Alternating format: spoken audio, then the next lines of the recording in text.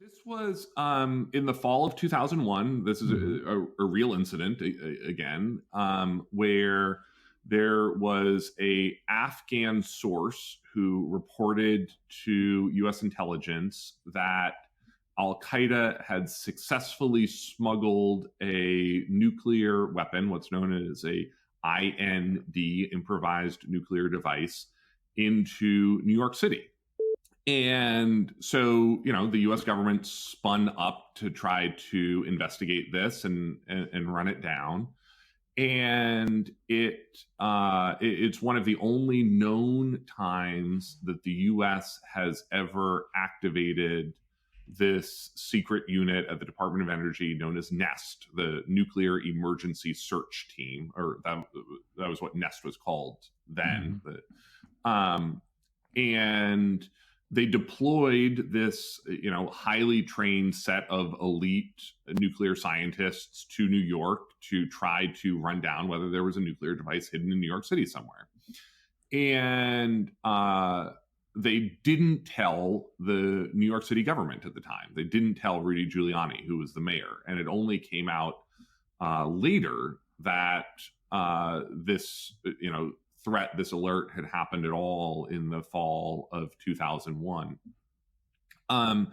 And that effectively is sort of all we've known about this for a long time. It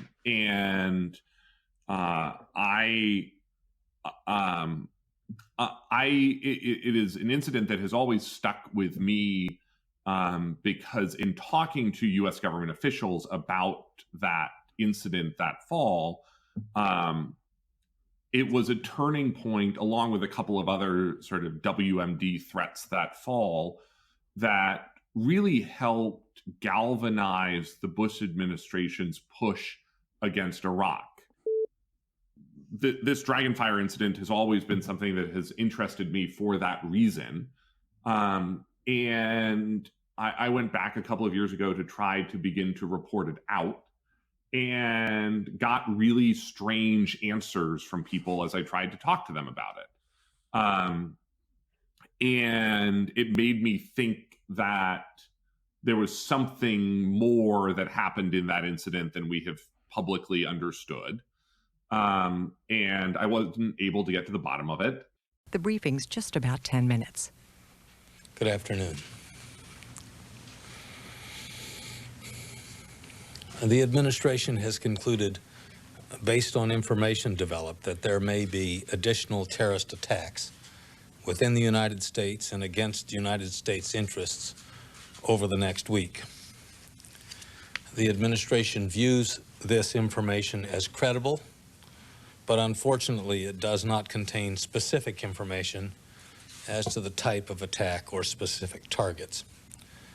Consequently, a terrorist threat advisory update has been issued to 18,000 law enforcement agencies across the country through the National Law Enforcement Telecommunications System, known as NLETS. We have notified law enforcement to continue on highest alert and to notify immediately the FBI of any unusual or suspicious activity. We ask for the patience and cooperation of the American people if and when they encounter additional measures undertaken by local law enforcement or federal law enforcement authorities and others who are charged with securing the safety of the public. As always, we urge Americans in the course of their normal activities to remain alert and to report unusual circumstances or inappropriate behavior to the proper authorities. Additional security alerts and security measures have been or are being taken by a number of governmental agencies, including the INS, the Federal Bureau of Investigation, the Nuclear Regulatory Commission. Good afternoon. On every occasion when the government has received credible information, we have chosen to warn our colleagues in the law enforcement community. And we are doing so again today because we have such information, even though it is not specific as to intended target or as to intended method. Now, I should add that I have just come from addressing the International Association of the Chiefs of Police. And I know how difficult it is for the officers they represent and all other state and local officers out there to respond without greater detail. Even given that, I believe it is advisable to alert law enforcement and local authorities as to what knowledge we have received. We are again asking them, and through them local communities, to remain extremely vigilant. Doing so gives us a force multiplier that could well prevent another terrorist attack. And we appreciate their willingness, however difficult, to join in this national effort. Thank you.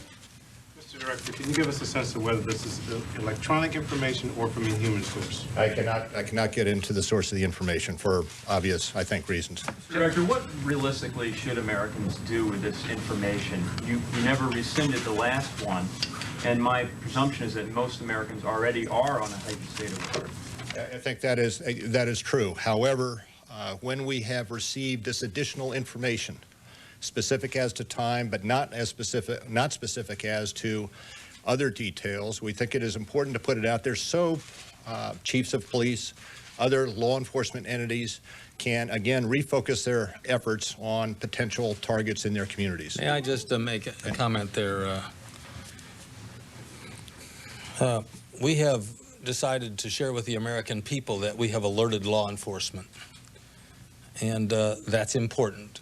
Because we are alerting law enforcement and conferring with them, we think this gives people a basis for continuing to live their lives the way they would otherwise live them, with this elevated sense of alertness or vigilance. I trust the American people to be able to understand, in this context of conflict, where there is a front overseas and there is another front here in the United States, that they can make good judgments and can understand this kind of information. And we are sharing it exactly in the context that the director has indicated. It is not specific, but it is information that we think the American people have the good, mature judgment and capacity to accommodate and to understand. And it's with that in mind that we are speaking to them about a notice that we are providing to law enforcement. General, did you brief the president about the warning, and did he agree with the release of this warning to the people? The president is aware of this situation, was made aware of the situation early in the day. Mr. Director, you said the other day that the earlier warning could have been conceivably related to the anthrax attacks. Do you think that this warning could in some way relate to anthrax intelligence? I would be speculating if that were on that issue. I have no reason to believe at this point in time that it is related. Do you have reason to believe that this is a more credible threat than the last threat that you I think we clearly stated we believe this threat to be credible, and for that reason it should be taken seriously. Thank you.